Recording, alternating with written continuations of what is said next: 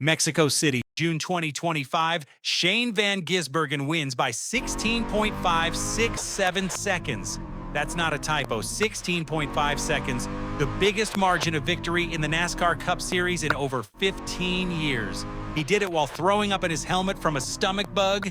3 weeks later, that same driver, that same car number, same engine builder, same pit crew finishes outside the top 25 on an oval again and again and again. So here's the dangerous question nobody at Trackhouse Racing wants you to ask. Is Shane being outdriven on the ovals, or is he being outmaneuvered by his own team? Because by the end of this video, I'm going to show you the smoking gun, the data Trackhouse doesn't want on screen, the internal team conflict that lines up suspiciously with his worst weeks, and the political reason a three-time Supercars champion from Auckland might be getting buried by the very team that signed him. This isn't a hot take, mates. This is a paper trail. Let's get one thing straight. Before we talk Trackhouse, before we talk politics, you need to understand what this bloke is. Shane van Gisbergen is a proper legend. 3 Supercars championships and 3 Bathurst 1,000 crowns. He won the Chicago Street Race in his Cup Series debut in 2023, something that hadn't been done in 60-plus years. He didn't just win it, he embarrassed the entire field for us, for everyone down under, from Perth to Pukekohe.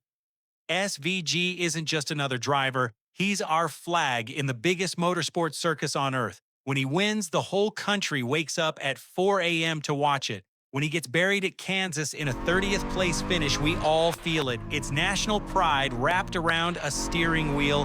And that's why this matters, because the narrative being sold to American audiences, he's just a road course specialist, give him time, is absolute rubbish. He's earned 5 Cup wins faster than any driver since Dan Gurney in 1968. Read that again. Gurney, 1968. That is not a man who needs to learn how to drive. So if the talent isn't the problem, something else is.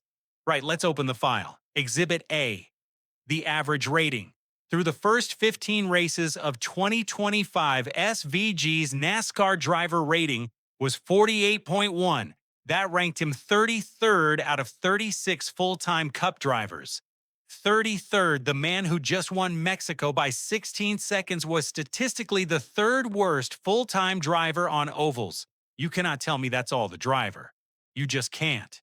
Exhibit B, the teammate gap. Ross Chastain, same Trackhouse equipment, same Chevy power, finished 2025 inside the top 10 in points, multiple top 5s on intermediates. SVG in identical machinery averaged 22.9 through 19 races and didn't crack an oval top 10 until Kansas in September. September, mates, that's 9 months of full-time racing before the team could get him one decent oval result. Look at that throttle trace. That is not a driver problem. A 4 miles per hour deficit on corner exit lap after lap is a setup problem or a power problem. Drivers don't lose 4 miles per hour by accident every single corner. Exhibit C, the pit stops. I went back through every Trackhouse stop in the 2025 second half. Chastain's average 4-tire stop hovered around the 10.5 second mark, top 15 in the garage. The number 88 pit crew, slower, consistently, multiple loose wheels at Pocono and the Roval. A speeding penalty at Talladega that buried a top 15 day into a 29th. Coincidence? Maybe pattern. Definitely, because here's where the story turns. There's a name floating around the Trackhouse garage that nobody in the American press wants to print. An internal conflict, a tension between SVG's engineering group and the team's senior strategy room that, according to multiple paddock sources, came to a head right around the time Connor Zilisch's signing was being finalized. And we'll come back to that in 90 seconds. Hold that thought, because once you see who got prioritized in the meetings, you'll understand exactly why the number 88's oval program looked like it was running on the smell of an oily rag. So let's talk politics, real politics, boardroom and balance sheet politics. Trackhouse is expanding to 3 cars in 2026. Chastain stays in the 1. SVG gets shuffled to the number 97, the number he ran in Supercars. Sure, sentimental, Lovely story. But notice something? The number 88, the number SVG, ran all of 2025, the number that won Chicago, Sonoma, Mexico, the Glen, the Roval. That number is being handed to a 19-year-old American rookie. Now ask yourself who that benefits. Marketing? Absolutely. Zilisch is American, young, photogenic, sponsor-friendly, and the future face of American stock car racing. Red Bull just plastered him all over a 2026 paint scheme. And here's where the cynic in me starts whispering, was the number 88 always going to be Zilisch's car? Was SVG in his rookie year essentially a placeholder, a marketing tool to validate the seat, generate international headlines, sell merch in the Australasian market, while the team's real long-term oval development resources were quietly being aimed at the kid coming up behind him? Because let's be honest, NASCAR, the establishment, not the fans, has never been comfortable with outsiders winning too much, too fast. A 36-year-old Kiwi rocking up and beating the Hendrick and Gibbs aces on every right turn track on the schedule? That's a problem for the marketing narrative. That's a problem for the great American driver development pipeline story.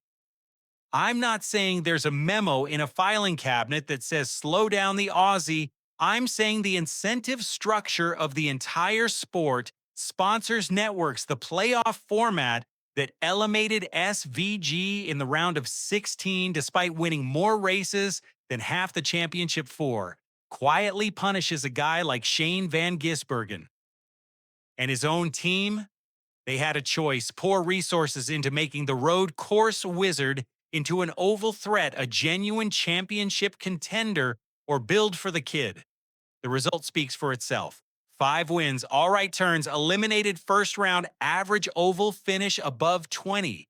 Crew chief Stephen Doran publicly admitted after the Glen that they were struggling to find consistency. That's not learning curve.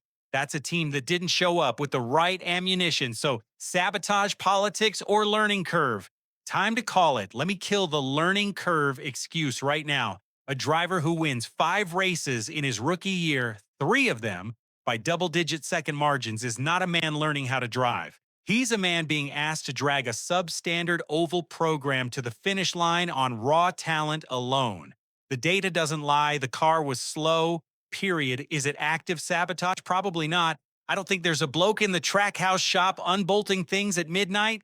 That's the lazy version of this story, and we don't do lazy on this channel. But is it institutional neglect dressed up as a development plan? Is it a team using a global superstar as a marketing asset for the Australasian market, while quietly redirecting its best engineering minds toward the American golden child? Mates, that's the smoking gun. That's what the numbers show.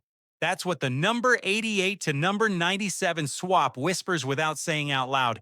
Trackhouse Racing didn't sign Shane van Gisbergen to win a cup championship. They signed him to win road courses, sell merch, and tell a great story while they built around Zilisch, an SVG proper legend that he has went and won 5 times anyway.